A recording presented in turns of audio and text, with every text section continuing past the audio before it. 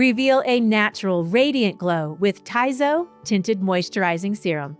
With skin-loving ingredients like hyaluronic acid, glycerin, and ceramides, this serum delivers long-lasting hydration, leaving skin feeling nourished and refreshed. 5 luminous shades provide a radiant hint of buildable color with a glowing, sheer finish that enhances your tone and texture. Gentle, all-mineral SPF 30 and antioxidants protect against UV and environmental damage. Experience skincare that hydrates, protects, and perfects with Taizo's Tinted Moisturizing Serum. Visit taizoskin.com for details. Are you interested in providing results-driven treatment services? Join a team of like-minded individuals who share your passion and support your success. With more than 1,000 franchised locations in 49 states, Massage Envy is not only the nation's #1 provider of massage services collectively across its franchise network, but also a national leader in skincare. Start or grow your career at a Massage Envy franchised location. Visit massageenvy.com/SDcareers for full details.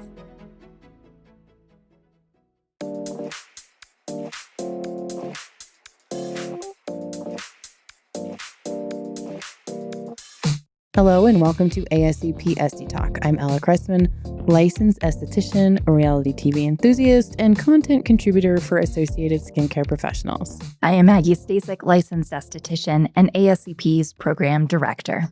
I'm also a big fan of summer. How about you? I'm a big fan of winter.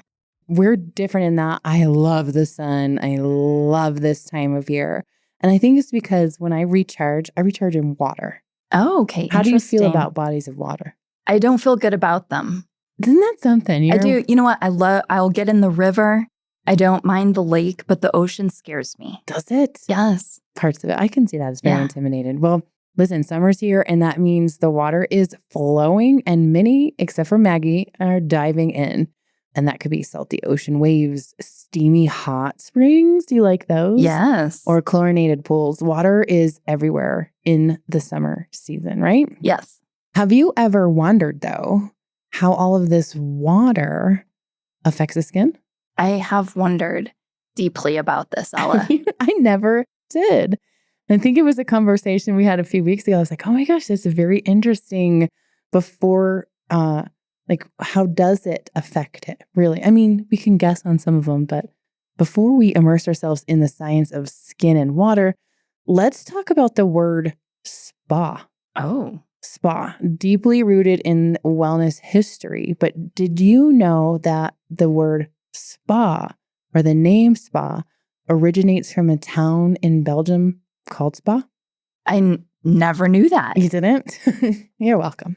There's a lot of ideas on where this came from, but what is known now is that the Romans obviously were trying to conquer the world, and when they would have battles and such, they'd be in different areas. Once they got to this area of Belgium, they had this natural mineral springs, and they would soak in these post-battle, and this soak would soothe wounds.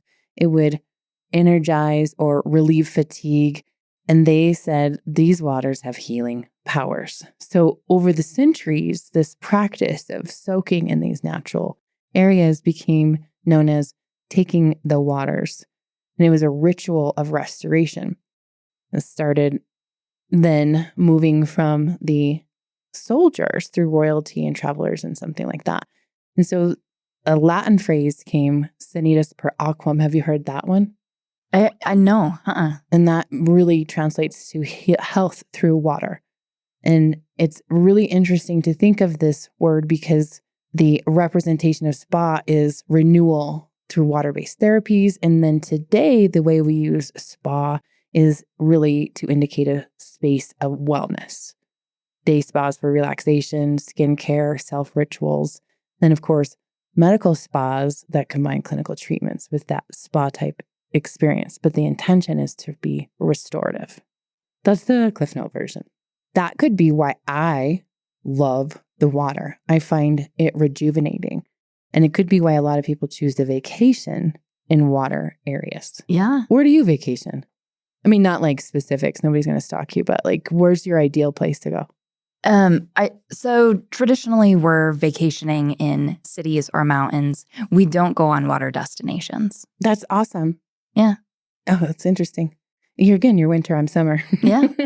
Well, a lot of people go to the ocean. Did you know amniotic fluid mimics the composition of seawater? I didn't. I'm learning I'm so full much of today. facts today. I'm Yes. bringing it. And some say that is a poetic reminder of our biological connection to the ocean. So it's in us. The ocean lives within.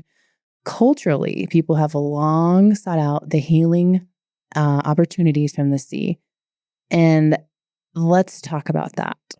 I know when I go to the ocean, maybe just your ankles, this might be your extent of your exposure. But I love to soak and my skin feels different. Let's talk about the skin benefits of ocean water.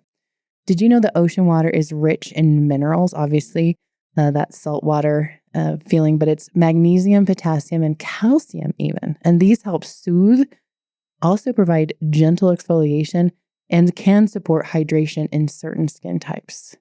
That makes sense that it would have all of these minerals. Did you know also that salt content offers a natural antibacterial and exfoliating benefits? Antibacterial is surprising. Yeah. I wouldn't think that. It's interesting, right? It is interesting, yeah. So some of the drawbacks, though, of ocean water is that it can draw water out of the skin if you're there too long or submerged too long. That could be me because I just love to float around.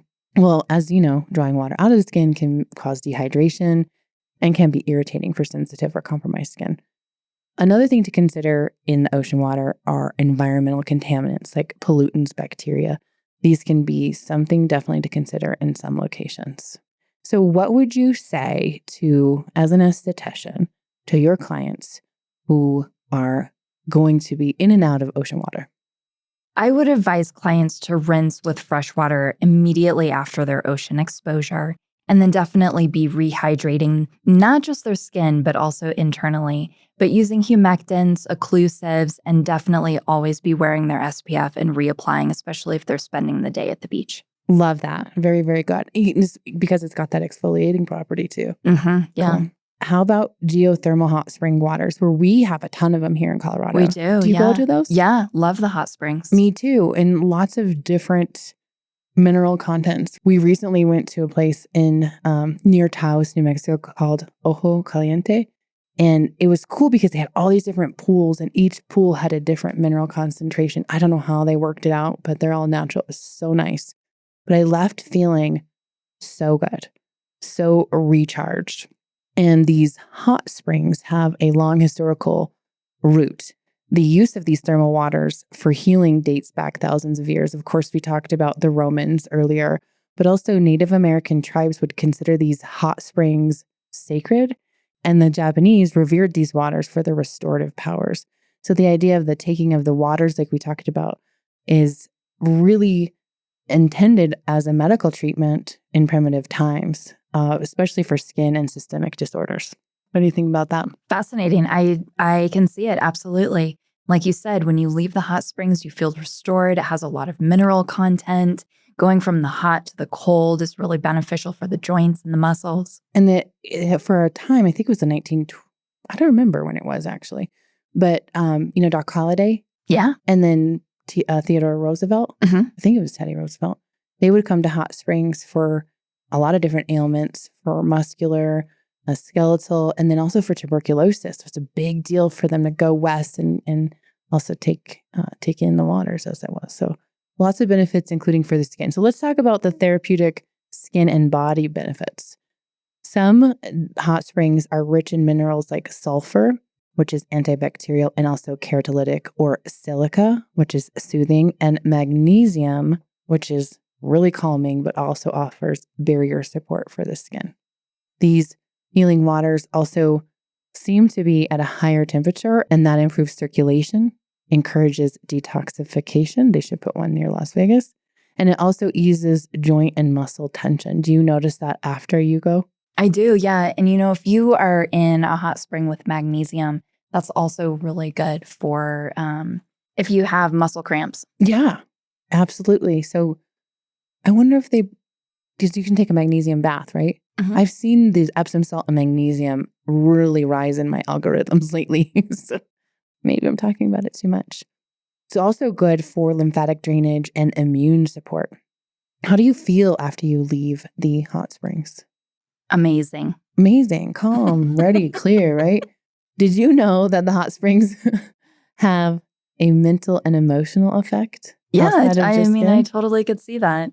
It's interesting, this connection. It helps to calm the nervous system and promotes, obviously, relaxation. That enhances sleep, reduces stress, and fosters a mind-body reset, which helps the skin look better, function better. Yeah. So what tips would you offer people or your clients or your peers for the geothermal hot spring waters? Very similar to the ocean in that you want to ensure you are hydrating before and after soaking, especially with all this heat. You're going to be sweating, so you want to be sure that you're rehydrating, but also your skin can become dehydrated as well. So topically is important as well. Support the skin post-soak with barrier repair serums, hydrating masks, and calming botanicals. It's a great time for calming botanicals. That's a good one. Yeah. Yes. I love it. Absolutely. How about swimming pools, like chlorinated? How do you feel about chlorinated swimming pools? Well, I will say when I was a kid, if ever I had breakouts, I would hop right in the pool because I felt it dried them right out. It did it? Yeah, I think it did. I don't know. Probably was a combination of both the chlorine and all the sun. Yeah. Oh, I love the way a pool smells. I'm going to be honest with you, especially in the summer. It smells like sunscreen and like potato chips, I guess, maybe. Oh, interesting. Yeah, maybe it's just the pools I go to. But did you know that chlorinated swimming pools, the very first public pool to use chlorine was Brown University's Colgate-Hoyt pool in 1910. So really, we're only 110 years into using these. But what happened is when they started using the chlorinated pools, there was a real turning point in public health. It became a way to prevent these waterborne illnesses, but there was a side effect. And that side effect was a harsh effect on the skin noticed by swimmers and dermatologists alike. So I think they've adjusted those rates, those ratios, and chlorine still, of course, is a standard disinfectant. But we also know that it can be barrier compromising for the skin and it wreaks havoc on your eyes, on your hair, all of that. Here's the skin challenges. Chlorine strips the skin's natural oils, and so that weakens the lipid barrier. And this can disrupt the microbiome, and this can lead to breakouts. I don't believe it. Clutch them up, pearls. It can lead to sensitivity, and it can lead to inflammation. So maybe one jump in the pool, no problem. But like the summer pool, just be aware of that. It can make the skin dry, tight, and flaky. And this can be especially problematic for people who swim a lot or in the waters a lot, or clients with eczema that already have this like compromised skin condition. Is it the chlorine that's causing the breakouts and the sensitivity, or is it all the pee that's in the pool with the chlorine? Where do you go? I go to Ools. There's no pee in my pools. All right, so I know this is a hard pill to swallow for you, a hard pool to swallow for you, that your acne theory might be wrong, but I think it's right and wrong at the same time. Can chlorinated swimming pool water be helpful? In very limited cases, some will anecdotally disagree and say in many cases, the antibacterial properties might temporarily benefit acne-prone skin. However, the long-term impacts tend to be drying and irritating. So this is something to be aware of. So what tips would you give your clients or your colleagues for chlorinated swimming pool water? You may want to recommend like a pre-swim barrier cream. This could be something like squalane or dimethicone. I will say that is maybe skin type dependent. Also, post-swim, cleanse gently, replenish the barrier with ceramides and hyaluronic acid, and then also encourage your clients to restore the microbiome balance through topical probiotics or, again, those soothing botanicals. Again with the botanicals. Great idea. Yeah, loving those botanicals. So do you ever float down a river in the summer? Yeah. Or have you ever been whitewater rafting? Yeah. Me too, but it was funny. It was more like a lazy river, the rafting experience. Mm-hmm. By the guide's standards, but by mine, I was like, oh my gosh. Anyways, it was really fun. Lakes and rivers scare me. Oh, they do. They do, because I can't see The bottom of a Yeah. lake, and I don't Yeah. know where like the current is in a river. So I'm very cautious in those, but I still love them. Like I love to be by the water. Some things to consider skin-wise for lake and river water, especially if you're boating or if you're tubing down a river. Freshwater lakes and rivers usually lack the mineral richness that you'll find in like ocean or hot springs. So this makes them more neutral in composition. You know, we talked about the potential for that. They still come with some things to think about. The water quality is key with them. So it varies quite significantly based on location. Also, runoff, algae bloom, bacteria like E. coli, these can all irritate and infect the skin, especially if the barrier is compromised or broken. A few years ago, we heard a lot about algae blooms. Another thing to consider, and this is the part that grosses me out, is the organic matter, like mud, plants, fish. These can contribute to uneven pH levels, and that unevenness can cause irritation or allergic reactions in sensitive skin people. So with sensitive skin, I prefer a real clear mountain lake that I don't tell anybody where it is because I don't want anybody else to find it. But yeah, interesting. There are a lot of benefits with lake and river water, like that coolness, especially in the summer, can reduce inflammation, and it can soothe the skin, especially after sun exposure. And then some freshwater lakes, like those spring-fed or glacial lakes, they can contain trace minerals, which benefit the skin. But there are some risks, like swimmer's itch. Have you ever heard of swimmer's itch? I've never heard of that, no. It sounds so creepy to me, and I'm afraid of it. But it's a rash caused by parasites in warm, shallow water. Another risk to be aware of is fungal infections or bacterial imbalances, especially like in stagnant water or contaminated water. That's the lake. Like, I got to be able to see part of the bottom. So what advice would you give other estheticians or clients for lake and river water access? Definitely educate about post-swim cleansing, especially after lake or river exposure. Recommend using an antibacterial or pH balancing cleanser, and then follow with some soothing or hydrating treatments. And then keep an eye out for mysterious rashes or irritations during summer months that could possibly be linked to natural water exposure. And I would say that, to avoid things like the swimmer's itch or fungal infections, be sure that you are removing any wet clothing or swimwear so that that's not being held close to the skin for extended periods of time. Especially in intimate areas like underarms and other crevices. Ugh. And wash your bathing suits, or swimming suits. So I think for estheticians, it's really important to understand how different types of water affects the skin. Really helps estheticians to better support clients through the seasons, but also through their adventures, whether that's a beach vacation, a spa getaway, mountains like Maggie goes to, or just daily lap swims. Now, listeners, we really want to hear from you. How will you be making a splash this summer? Or how will your clients be supported through their own splashes?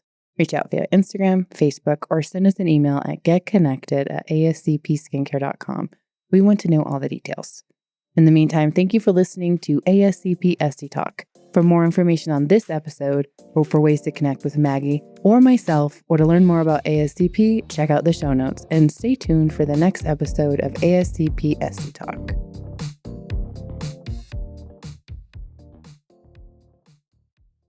This podcast is sponsored by Lamprobe. Lamprobe is a popular aesthetic tool that enables skincare practitioners to rapidly treat a wide variety of common minor skin irregularities, or MSI.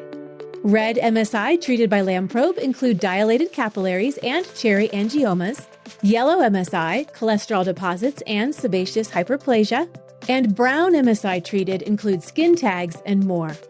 Lamprobe MSI treatments are non-invasive and deliver immediate results. Lamprobe can empower your skin practice with these new and highly in-demand services. For more information, visit lamprobe.com. That's LAMPROBE.com. And follow Lamprobe on social media @Lamprobe.